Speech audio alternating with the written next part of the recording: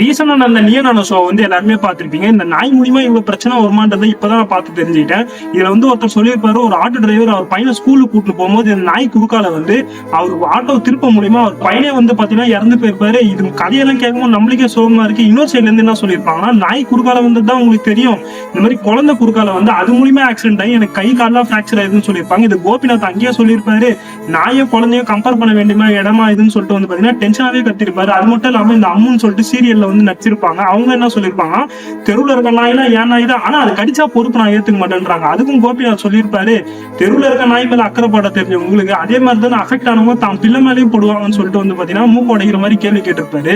நான் போன வீடியோல சொல்லியிருப்பேன், இது வந்து பாத்தீங்கன்னா ஒரு ஹைப்போதெட்டிக்கலான ஒரு இதுதான். எந்த சைடுமே நம்ம டிசிஷன் எடுக்க முடியாது. ஆனா கண்டிப்பா ஒரு நல்ல டிசிஷன் எடுத்துதான் ஆகணும். நாய் வேணும்னு சொல்ல முடியாது, நாய் வேணும்னு சொல்ல முடியாது.